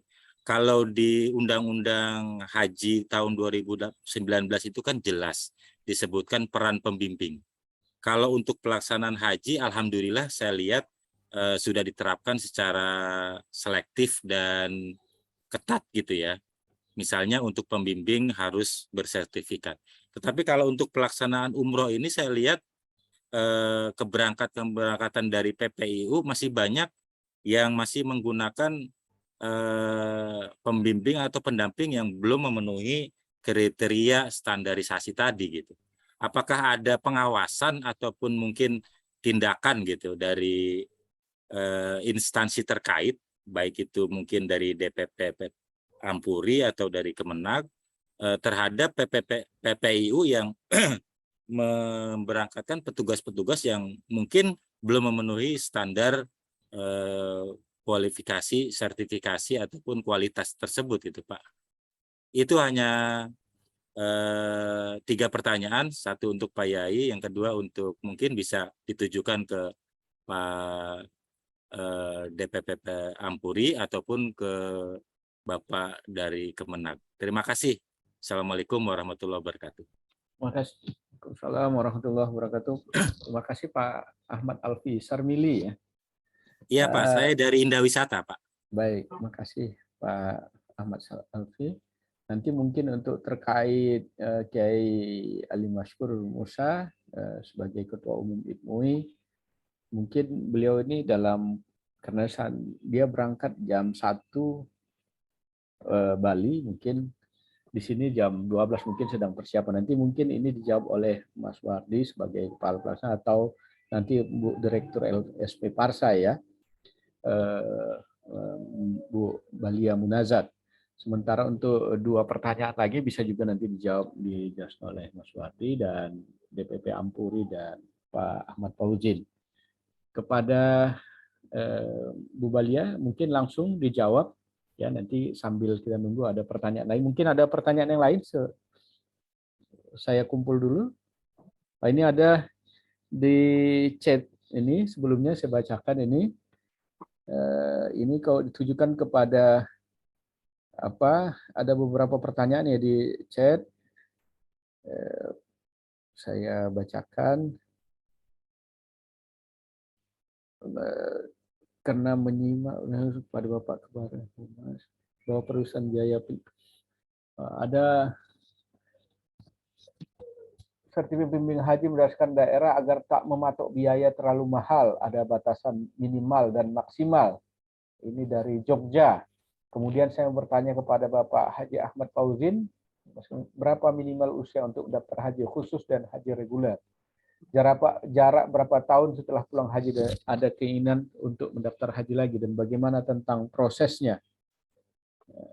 Kemudian sedikit ya, mungkin nanti bisa dijawab oleh baik dari Bu Balia, dari DPP Ampuri, dan Kementerian Agama. Kemarin ada teman saya ya, udah Ustadz jadi mana-mana, diundang di mana-mana, namun belakangan dia diminta untuk mendampingi pembimbing haji, ibadah haji ya, haji kita umroh. Namun karena tidak punya sertifikat, dia ngejar-ngejar saya untuk minta di mana sertifikat bisa mendapatkan sertifikat pembimbing haji. Ini kan menjadi problem. Meskipun dia sudah berulang kali ya ke Mekah menunaikan haji dan umroh. Kali ini beliau terbatasi dengan tidak tersertifikasinya beliau, sehingga harus mencari di mana dia bisa mendapatkan sertifikat. Terima kasih, itu mungkin beberapa pertanyaan. Ini kami persilakan kepada Bu Balia untuk menjawab, dan selanjutnya nanti dilanjutkan oleh Sekjen DPP Ampuri dan Pak Ahmad Fauzin. Saya persilakan. Baik, terima kasih Pak Moderator, Pak Fadli,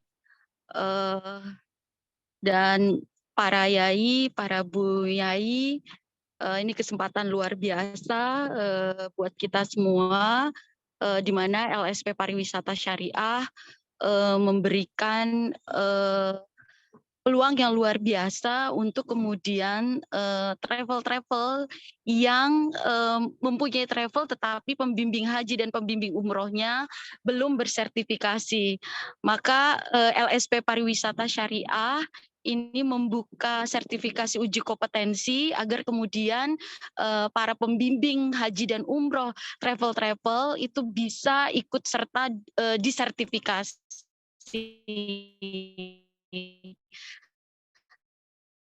Karena dalam menjelaskan jadi sebuah kebutuhan, menjadi sebuah keharusan, maka menjadi penting untuk Bapak Ibu semua bisa punya sertifikasi yang berlambangkan burung Garuda.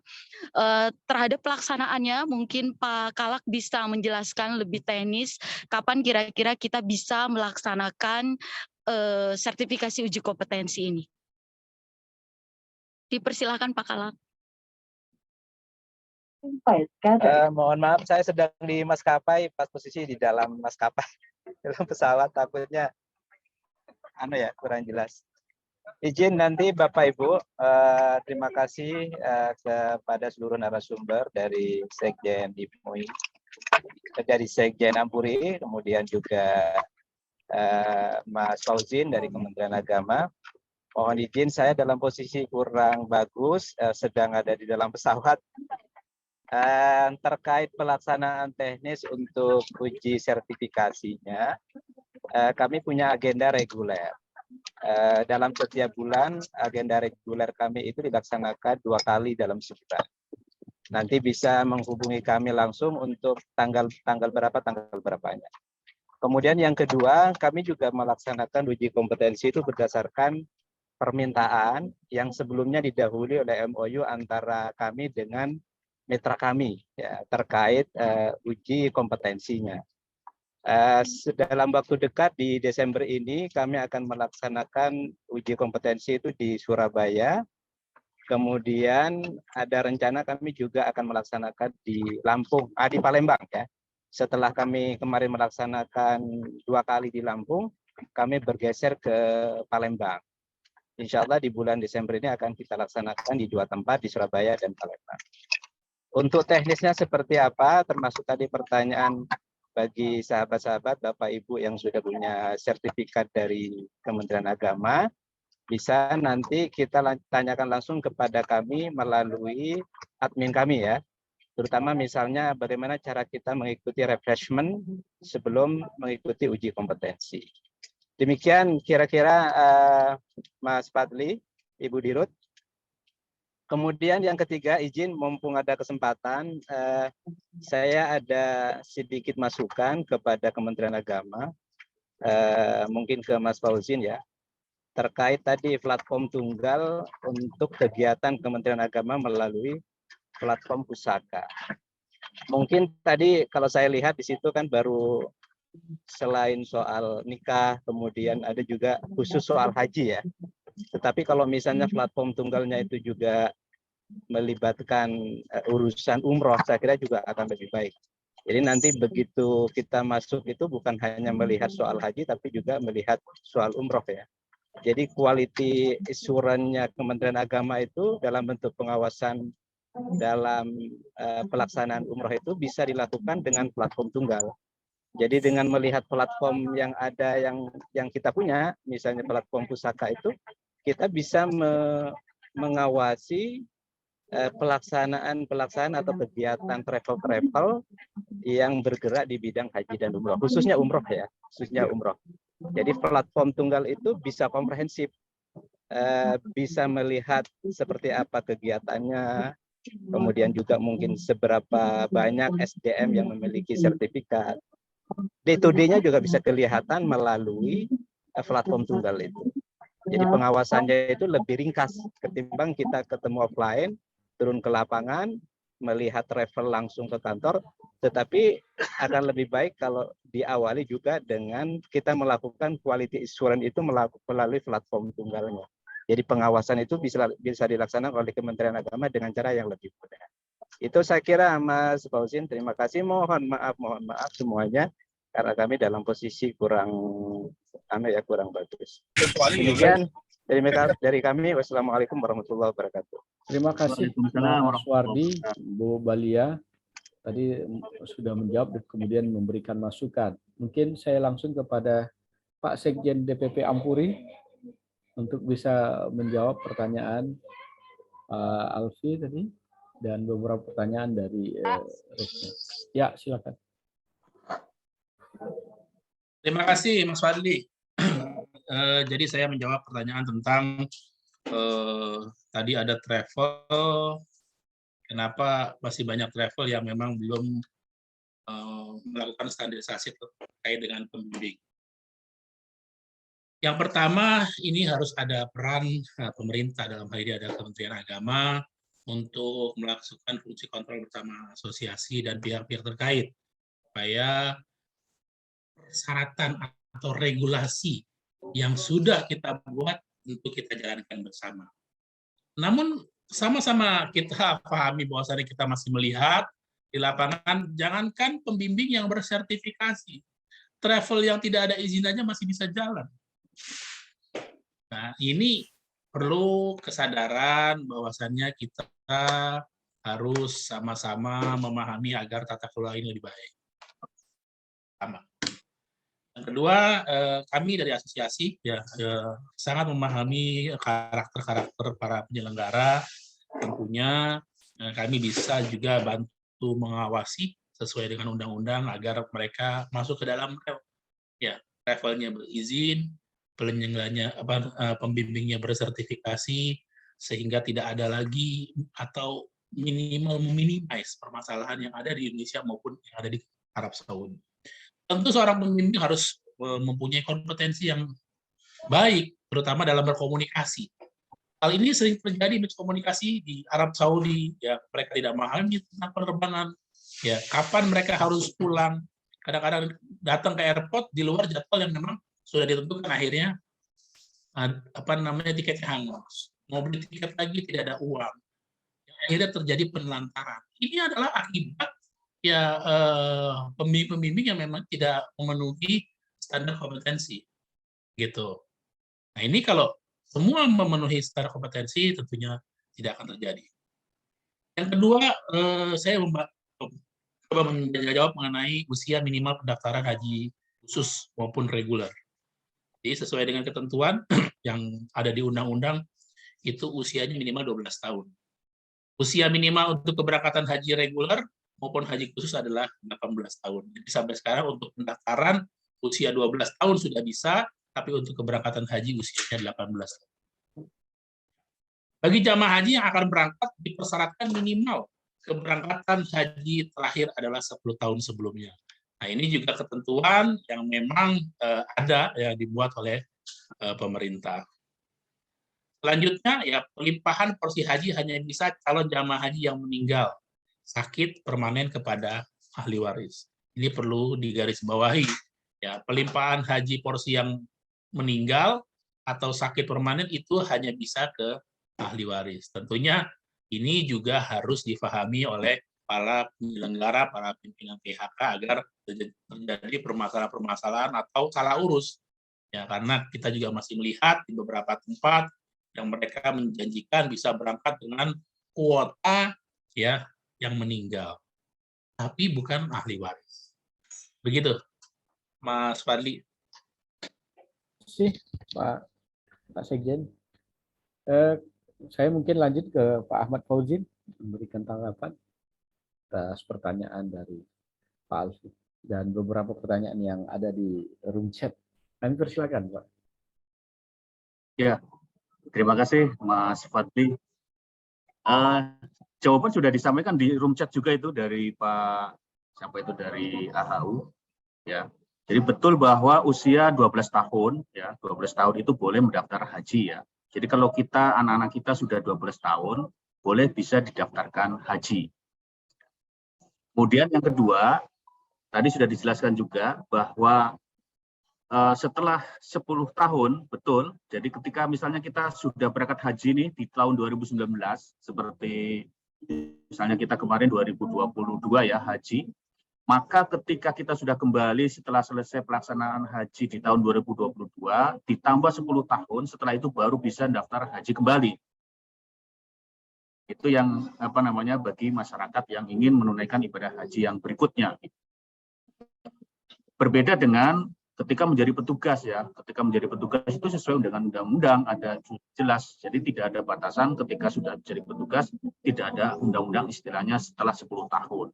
Jadi ketika dibutuhkan, maka dia menjadi petugas, maka berangkatlah di tahun itu pulang. Itu alhamdulillah yang terjadi kepada saya kemarin di 2019 ini Mas Fadli Yasir, kebetulan ini Pak Sekjen juga Pak DPP Ampuri, 2019 saya haji reguler, kemudian di 2021 tidak ada haji karena musim pandemi, 2022 saya ditugasi menjadi jubir PPIH, jadi akhirnya berangkat gitu. Ini berkah juga dari MUI yang saya mengikuti sertifikasi kompetensi haji. Kemudian saya kira itu sudah dijawab ya, masalah pelimpahan sudah diperjelaskan, itu sudah di undang-undang, betul itu sesuai dengan undang-undang di 8 tahun 2019. Terkait dengan ini saja tadi catatan yang dari Mas Fardi ya. Terima kasih, itu kita notice ya. Artinya layanan di dalam jangka pendek dalam waktu dekat ini di Kementerian Agama dengan platform Tunggal Pusaka Super App itu memang ada di 3 layanan besar yang itu saat ini sedang kita push supaya lebih fungsional dan operasional Super App tersebut, yakni di bidang layanan haji, kemudian di bidang sertifikasi halal, dan di bidang nikah. Jadi Mas Fadli Yasir kalau mau nikah langsung saja masuk Super App. Itu ada pendaftarannya, ada syaratnya. Nah, ketika dicek di data kartu keluarganya sudah menikah, akan terlihat nanti di dalam Super App. Oh ini Pak Fadli Yasir ternyata sudah menikah. Nah, ini tapi tidak masalah konsepnya itu. Kemudian untuk terkait dengan tadi sebenarnya yang disampaikan Pak Wardi, saya ikut membantu juga bahwa ketika sudah mengikuti pelatihan yang diselenggarakan oleh Kementerian Agama berada di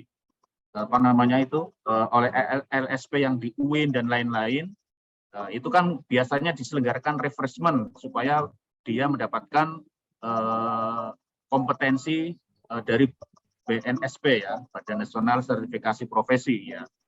Jadi akan di refreshment, kemudian dia akan mendapatkan kalau lulus ya, kalau lulus dia akan mendapatkan sertifikat dari BNSP Burung Garuda. Terkait dengan standarisasi pembiayaan, saya kira itu masing-masing daerah nanti mungkin juga perlu dilakukan permufakatan sesama LSP supaya standarisasi pembiayaannya juga bisa lebih lebih ringan dan membantu sesuai dengan kawasan atau wilayah atau zonanya. Saya kira itu Mas Fadri Yasir atas responnya. Terima kasih, dan itu sudah dijawab di room chat, sudah bagus sekali itu. Terima kasih Pak Sekjen Ampuri, luar biasa. Karena memang sebenarnya yang lebih senior itu orang-orang yang ada di Ampuri itu semuanya, kemudian di SP itu yang paham betul tentang Undang-Undang Nomor 8 2019. Tapi yang lebih senior lagi di Kementerian Agama, Pak. Tetapi kalau lihat dari CV Pak Farid itu kan memang sudah banyak melakukan hal untuk penyelenggaraan haji ini kan. Iya. Jadi kalau di asosiasi Pak, kompetensi profesional sudah tinggal berupa sertifikat itu aja sebenarnya. Kalau di asosiasi Pak, kita sangat kenyang dengan laporan dari anggota, itu yang membuat kita pintar Pak. Karena anggota kerap kali datang itu dengan masalah, dengan melaporkan permasalahan-permasalahan yang terjadi baik di Indonesia maupun di Arab Saudi. Nah, permasalahannya ini kadang-kadang permasalahan sederhana, ya, karena tidak teredukasi dengan baik pembimbingnya atau pimpinan perusahaan tidak teredukasi dengan baik, sehingga kerap kali jadi masalah. Baik, terima kasih Pak. Berarti harus sering kumpul kayak begini biar tercerahkan. Harus kita harus berterima kasih kepada Ibu ini yang bisa mengajak kita ngumpul ini, bisa berdiskusi bareng ya, bisa membahas beberapa persoalan. Salam hormat buat Pak Kiai Ali Maskur Musa ini. Biasa Pak Kiai. Kami sih berharap Pak sertifikasi ini biaya terjangkau oleh para penyelenggara, sehingga penyelenggara bisa mengirimkan para pembimbingnya untuk melakukan sertifikasi gitu, dengan membagi beberapa klasifikasi. Karena kalau nggak begitu dia ngelihat angkanya ngeri, dia lihat waktunya nggak cukup, ya nggak jadi. Baik, itu mungkin masukan nanti pada Ibu dan LSP Parsha. Tadi ada pertanyaan memang itu soal harus ada pembagian ya, klasifikasi Jawa, luar Jawa untuk soal biaya sertifikasi. Kemudian ini kan masa berlakunya ini tadi tanggapan berlakunya apakah juga 10 tahun gitu kan untuk sertifikasinya, karena bisa refreshment itu bisa dilakukan ya mungkin aturannya setahun atau 2 tahun, saya kurang ini apakah berlaku pun juga Pak kan? Karena kalau sertifikasi 3 tahun Mas. 3 tahun ya. Iya 3 tahun. Iya. Dan itu kayak LSP Parsha itu memang dia lembaganya sudah punya asesor yang sudah banyak, jadi bisa menyelenggarakan refreshment gitu. Maka teman-teman yang sudah bersertifikasi yang di LSP dari WIN atau IAIN itu bisa ikut refreshment di LSP Parsha itu menurut saya. Baik. Baik, mungkin terima kasih kepada Bapak, Ibu, dan terkhusus kepada narasumber. Sebenarnya kita ingin melanjutkan perbincangan ini. Saya lihat ini sudah 11.49, sudah masuk waktu zuhur, saya pikir ini nanti membuat ini. Saya pikir terima kasih kepada IPMUI dan LSP Parsha untuk membuat forum-forum seperti ini. Seperti ini ada terakhir mungkin ya, mungkin nanti ditambahi ada pertanyaan dari mahasiswa yang mungkin punya program haji dan umroh. Apakah ke depan jika ingin menjadi pembimbing haji dan umroh harus bersertifikasi? Kalau kemarin ada beberapa, saya pahami nanti bisa ditangani Bapak Sekjen Ampuri, Pak Kementerian Agama, dan Walia Munazat. Ini terkait mahasiswa yang punya mata kuliah itu, apakah mereka harus mendapatkan sertifikat juga ketika ingin mereka sudah melakukan sudah mendapatkan mata kuliah, SKS-nya sudah terpenuhi. Apakah mereka harus mendapatkan sertifikasi, harus mengikuti pelatihan sertifikasi lagi. Apakah seperti itu? Mungkin Bu Balia bisa memberikan tanggapan. Baik, terima kasih Pak Sekjen. Terima kasih sebelumnya kehadirannya. Sungguh kebanggaan buat LSP Pariwisata Syariah. Ini mohon maaf ini karena azan. Begitu juga Pak Ahmad Faujin, asesor andalan LSP Parsyah. Bapak Ibu dan mahasiswa semua, bahwa di semester 7, semester 8 itu ada namanya sertifikat pendamping ijazah. Nah, itu bisa dilakukan dengan BNSP yang tangan panjangnya adalah kami LSP, dan ke depan itu bisa dijadikan untuk syarat agar kemudian bisa menjadi pengantar. Jadi dia lebih kepada pengantar, Pak Fadli.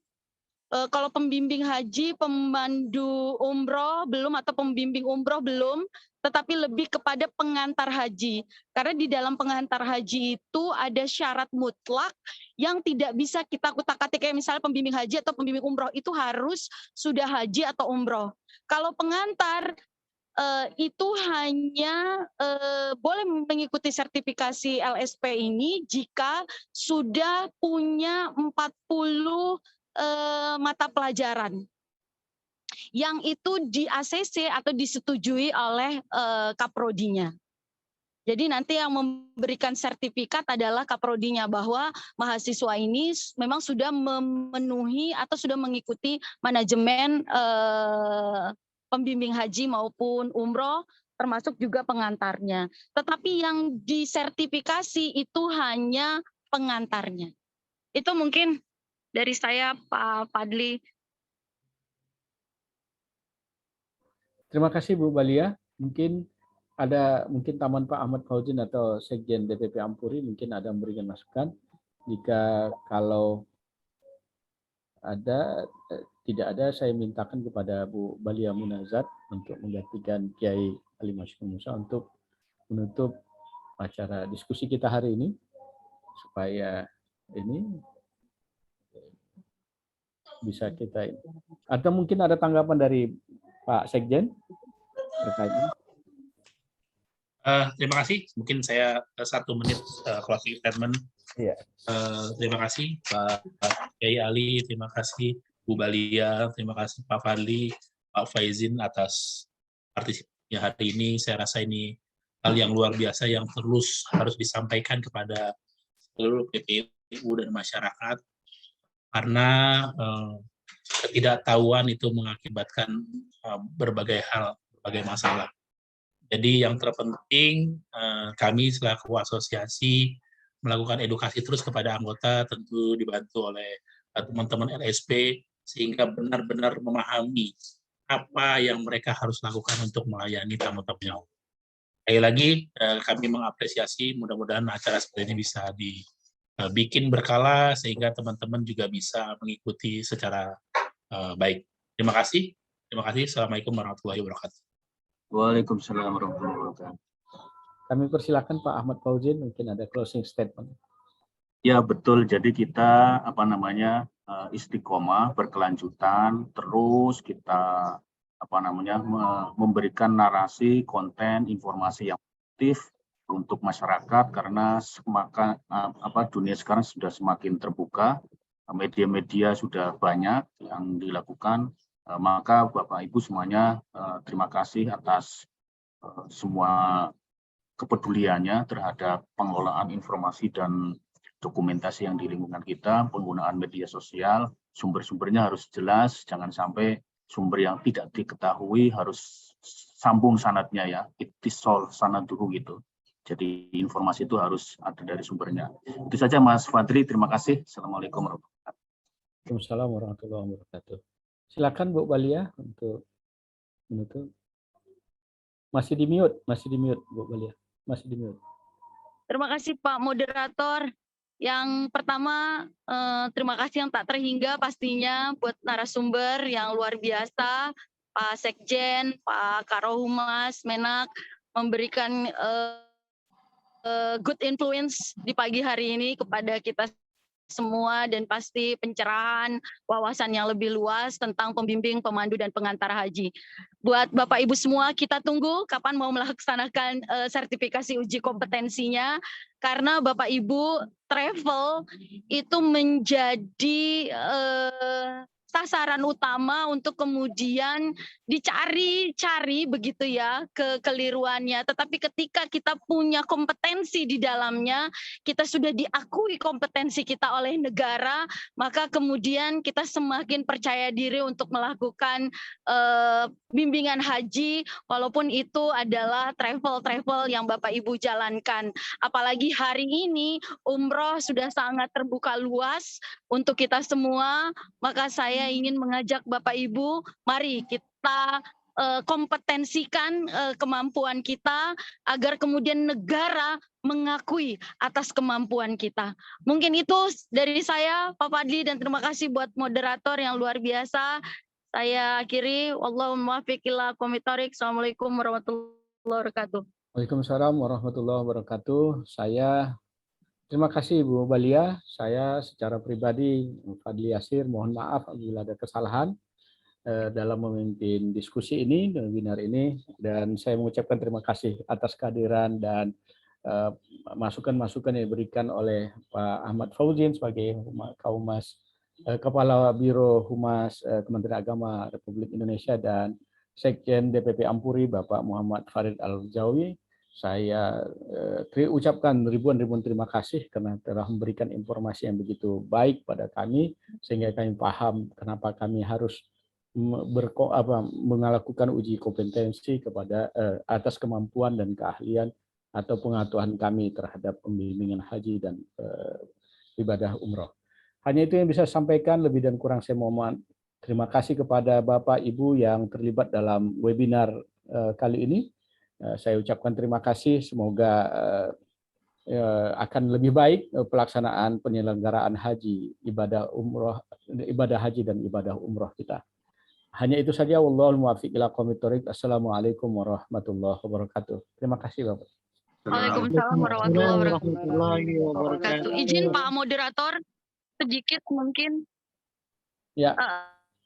Kalau ada yang ingin menyelenggarakan syuk, mohon Mas Faiz di-share nomor kontaknya Mbak Ati di absen, agar kemudian siapa yang ingin syuk mau melaksanakan sertifikasi uji kompetensi bisa berkoordinasi dengan Bu Ati. Terima kasih, itu saja Mas Fadli. Terima kasih buat Bapak Ibu semua. Terima kasih Bapak Ibu. Assalamualaikum warahmatullahi wabarakatuh. Waalaikumsalam. Pak Sekjen, terima kasih Pak Sekjen. Terima kasih Pak Ahmad Fauzin. Ya. Pak Ahmad Fauzin, terima kasih. Sama-sama Bu Balia. Pak Sekjen. Salam kompeten ya. Kompeten. Terima kasih Pak. Terima kasih. Admin silakan.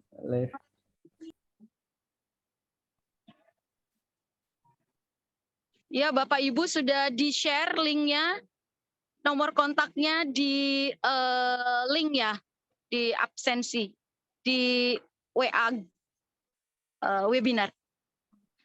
Terima kasih, saya pamit undur.